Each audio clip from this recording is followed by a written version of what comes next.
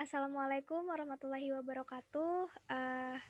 Alhamdulillah, kita berjumpa lagi di kesempatan kali ini bersama saya, Adinda Sheila Amandita, NIM 2018 10 11 03 11 019, Hukum Ekonomi Bisnis Kelas J, Fakultas Hukum Universitas Muhammadiyah Malang.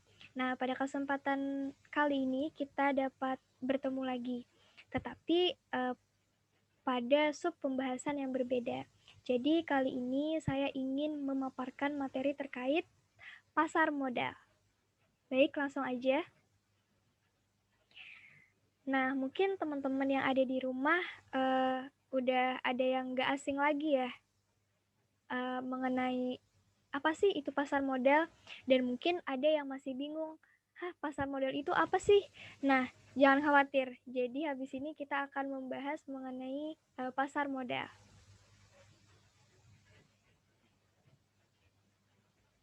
Nah, jadi teman-teman, pasar modal itu jika ditinjau dari segi etimologis itu ada dua kata. Jadi yang pertama ada pasar dan ada modal.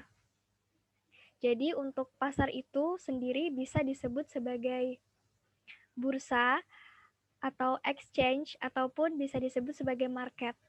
Dan modal itu bisa disebut sebagai efek atau securities atau stock.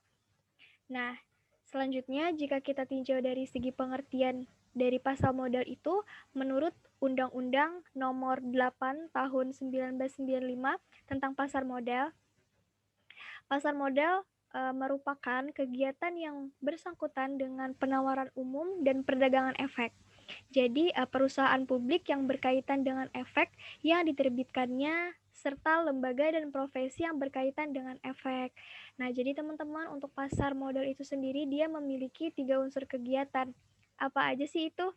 Jadi yang pertama ada penawaran umum dan perdagangan efek, dan yang kedua itu ada perusahaan publik yang berkaitan dengan efek yang diterbitkannya, lalu yang ketiga itu ada lembaga profesi yang berkaitan dengan efek. Nah, seperti pada pasar biasanya itu kan pasti ada penjual ataupun pembeli. Jadi pada pasar modal ini juga ada teman-teman, namanya penjual modal dan pembeli modal. Jadi penjual modal itu adalah perusahaan yang memerlukan modal atau tambahan modal untuk keperluan usaha.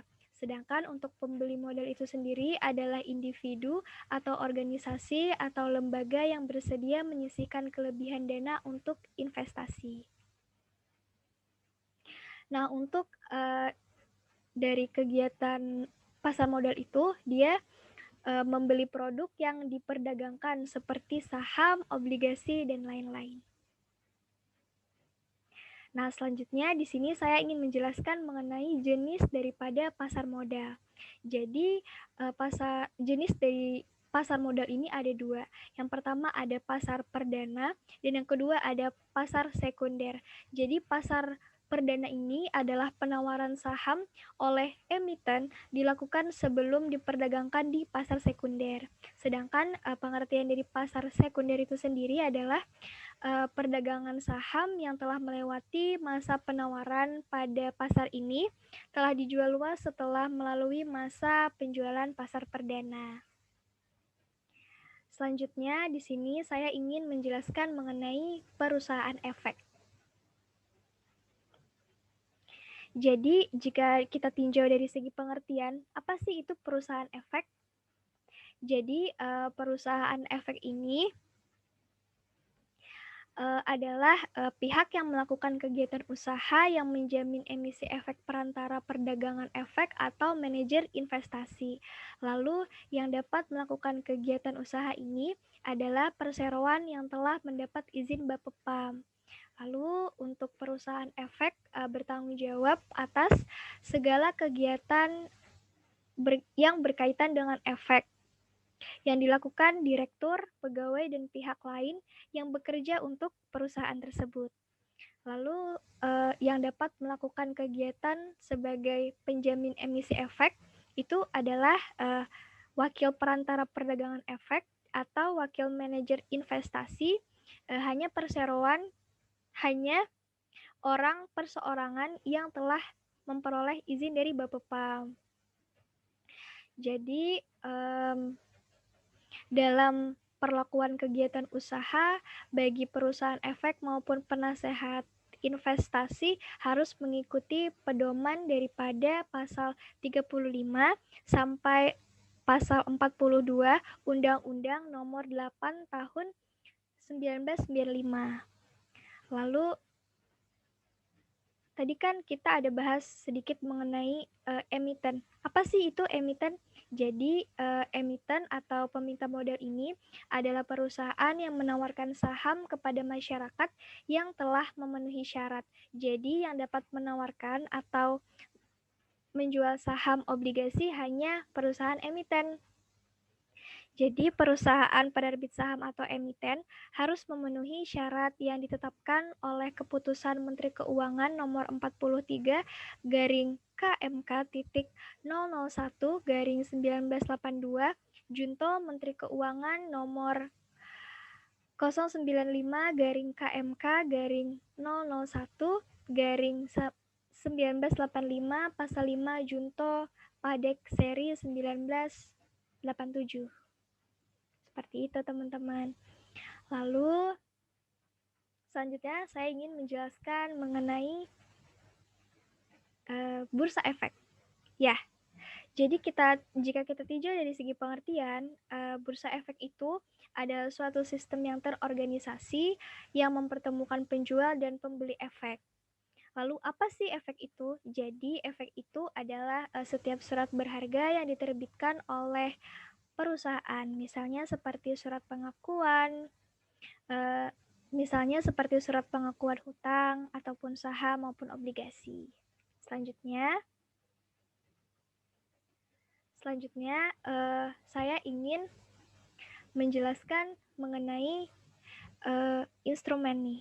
Jadi di sini terdapat 3 instrumen, yaitu ada instrumen penyertaan saham atau stok, lalu yang kedua ada instrumen utang atau obligasi, dan yang ketiga itu ada instrumen reksadana. Jadi untuk pengertian daripada instrumen penyertaan saham atau stok itu merupakan surat berharga bersifat kepemilikan si pemilik saham merupakan pemilik saham.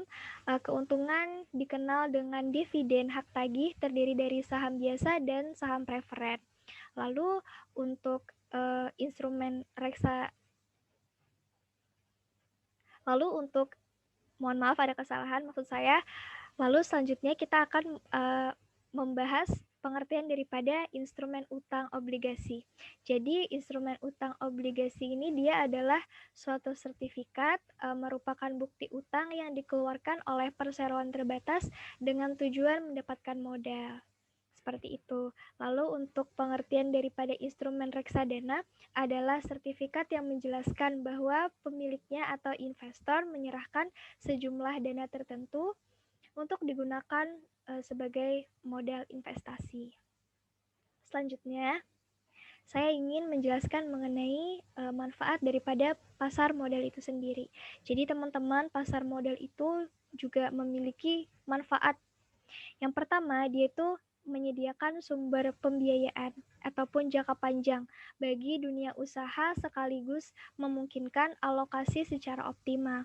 Dan yang kedua ada memberikan wahana investasi yang beragam bagi investor sehingga memungkinkan untuk melakukannya diversifikasi.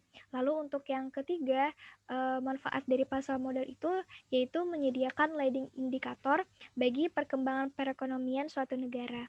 Lalu yang terakhir, manfaat daripada pasar modal itu sendiri adalah penyebaran kepemilikan perusahaan sampai pada lapisan masyarakat menengah, seperti itu. Lalu untuk penjelasan selanjutnya, saya ingin menjelaskan mengenai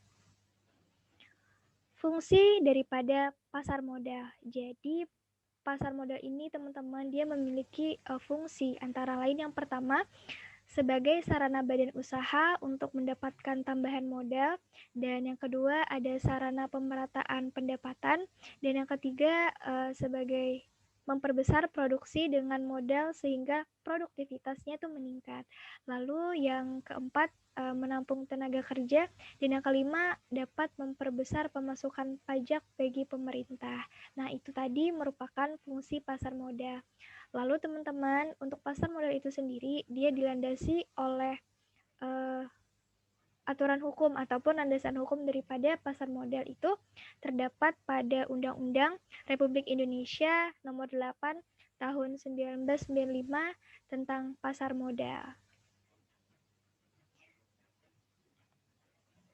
Nah, baiklah, sekian pemaparan materi saya terkait pasar modal. Semoga bisa bermanfaat bagi kalian yang menonton video.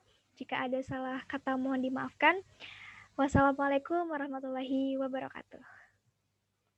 Semoga kita bisa bertemu di lain kesempatan ya teman-teman. Sampai jumpa.